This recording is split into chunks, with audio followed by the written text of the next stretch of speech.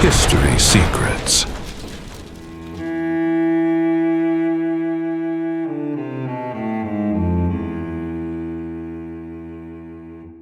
Une question apparemment simple peut révéler un doute beaucoup plus profond.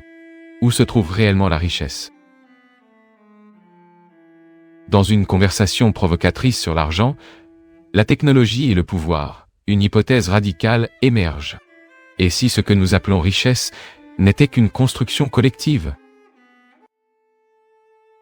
Du papier imprimé, des chiffres dans des bases de données, des signaux numériques circulant dans le système financier mondial. D'une certaine manière, tout système monétaire dépend d'une croyance partagée, une confiance collective que ce symbole représente une valeur. Lorsque cette confiance existe, le système fonctionne. Lorsqu'elle disparaît, tout l'édifice peut trembler. Cette réflexion rappelle une métaphore philosophique très ancienne, l'allégorie de la caverne de Platon. Dans l'histoire imaginée par le philosophe grec, des personnes vivent enchaînées à l'intérieur d'une caverne. Elles ne peuvent regarder qu'un mur. Derrière elles se trouve un feu. Entre le feu et les prisonniers, des figures manipulent des objets. Ces objets projettent des ombres sur le mur. Et pour les prisonniers, ces ombres semblent être la réalité elle-même. Ils donnent des noms aux ombres, discutent à leur sujet, construisent des explications du monde basées sur ces projections. Mais en réalité, ils n'observent que des reflets déformés de quelque chose de plus grand. Certains analystes utilisent cette métaphore pour réfléchir au système moderne, en particulier au système financier mondial. L'argent, dans ce contexte, pourrait être vu comme un symbole collectif, un accord social sur ce qui a de la valeur. Mais si la valeur dépend d'une croyance collective, alors la véritable source de richesse se trouve peut-être ailleurs. Dans la connaissance accumulée, dans la créativité, dans la capacité humaine à imaginer et à construire de nouveaux systèmes. L'influence sociale, la réputation, les communautés formées au fil du temps. Ces éléments peuvent survivre même lorsque les structures économiques changeant. L'histoire montre que les systèmes financiers ne sont pas permanents. Les empires émergent. Les monnaies disparaissent. De nouvelles structures économiques apparaissent. Dans ce contexte, la capacité d'adaptation devient une forme essentielle de richesse.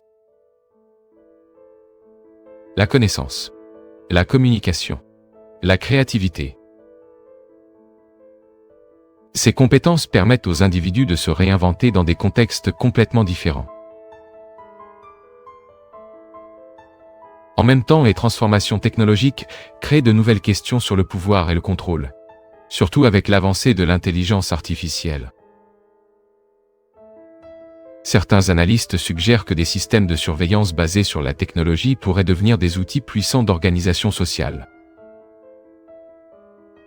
Les plateformes numériques sont déjà capables de collecter d'énormes quantités de données sur le comportement humain. Préférences, intérêts, modèles de consommation. Ces données permettent de comprendre et même d'anticiper les décisions individuelles. Dans un scénario hypothétique, des systèmes d'intelligence artificielle pourraient utiliser ces informations pour influencer les comportements à grande échelle. Cette possibilité soulève des débats sur la liberté individuelle, la vie privée et l'avenir de l'autonomie humaine. En même temps, la technologie offre aussi de nouvelles opportunités, des outils d'apprentissage, des plateformes de communication mondiale. La même technologie qui peut amplifier la surveillance peut aussi amplifier le savoir. C'est pourquoi de nombreux penseurs défendent que le facteur décisif restera la capacité humaine à penser de manière critique. Apprendre, créer, collaborer avec d'autres personnes. En période de crise, les sociétés découvrent souvent de nouvelles formes de coopération. Lors de pannes d'électricité, par exemple, les communautés s'organisent souvent spontanément. Les personnes aident des inconnus, partagent des ressources. Ce comportement révèle quelque chose de fondamental sur la nature humaine. Même sans structure formelle, les individus parviennent à construire des formes d'organisation collective.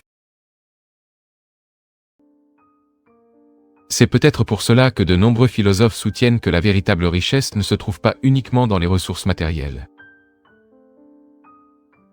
mais dans les capacités humaines, l'imagination, la connaissance, la connexion sociale. Ces éléments permettent aux sociétés de se reconstruire même après de grandes transformations.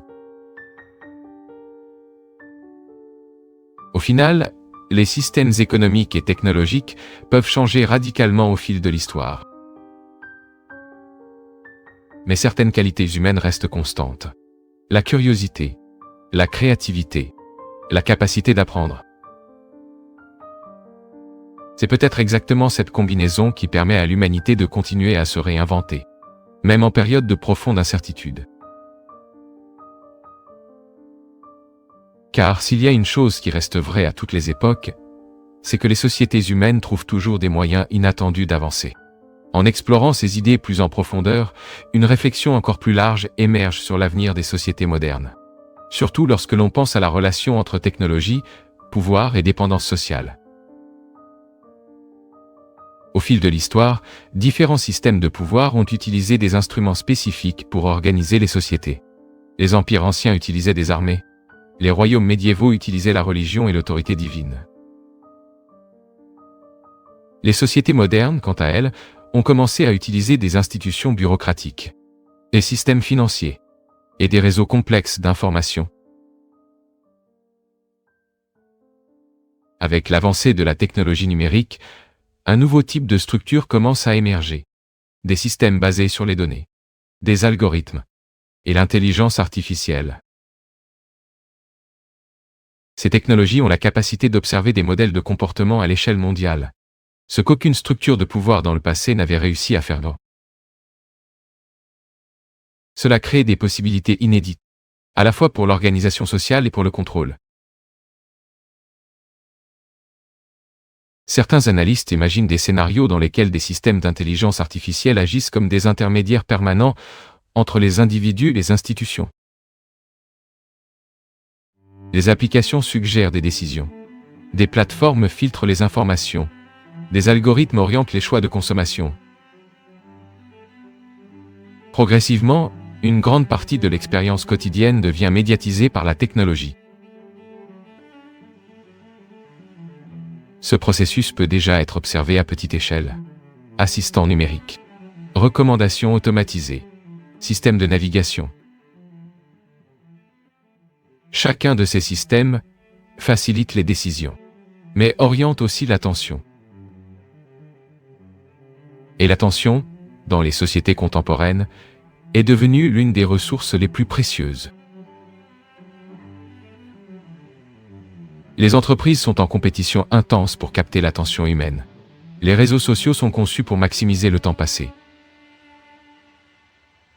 Notifications constantes, contenu personnalisé, flux interminable d'informations. Tout cela crée des environnements numériques hautement immersifs. Certains critiques soutiennent que ces systèmes peuvent réduire l'autonomie individuelle, parce que les décisions deviennent influencées par des mécanismes invisibles de recommandation. D'autres observateurs, cependant, soulignent que la technologie élargit aussi les possibilités humaines. Accès à une connaissance mondiale, communication instantanée. Des outils de création et d'apprentissage auparavant inaccessibles. Ainsi, l'impact de la technologie dépend en grande partie de la manière dont les sociétés choisissent de l'utiliser. Un autre point soulevé dans les débats contemporains concerne la perte progressive de certaines connaissances pratiques. Des compétences autrefois courantes. Cuisiner, construire, réparer des objets. Avec la spécialisation économique, beaucoup de ces capacités ont été transférées vers des systèmes industriels. Cela a augmenté l'efficacité productive, mais a aussi créé de nouveaux types de dépendance. Dépendance à des chaînes d'approvisionnement complexes. Dépendance à la technologie. Dépendance à des institutions spécialisées. Dans des scénarios extrêmes, comme des crises mondiales ou des catastrophes naturelles, ces dépendances peuvent devenir des vulnérabilités. Pour cette raison, certains penseurs défendent l'importance de préserver des compétences de base d'autonomie, des savoirs pratiques, une coopération communautaire. Ces éléments peuvent renforcer la résilience sociale en période de transformation. Malgré ces préoccupations, il existe aussi une perspective optimiste sur l'avenir. L'histoire montre que les sociétés humaines possèdent une capacité d'adaptation extraordinaire. Lorsque les systèmes entrent en crise, de nouvelles formes d'organisation émergent souvent. De nouvelles technologies, de nouvelles idées, de nouvelles institutions. Dans ce processus, les individus qui cultivent la curiosité intellectuelle et la créativité trouvent souvent de nouvelles opportunités. Apprendre en continu, explorer de nouveaux savoirs, construire des réseaux de collaboration. Ces capacités peuvent devenir encore plus précieuses dans un monde en transformation rapide. C'est peut-être pour cela que de nombreux philosophes anciens mettaient l'accent sur l'importance du sens, de ce qu'Aristote appelait le télos. Le télos représente l'accomplissement du potentiel humain, la recherche d'une vie pleine de sens. Indépendamment des changements extérieurs, trouver un sens peut offrir une stabilité intérieure.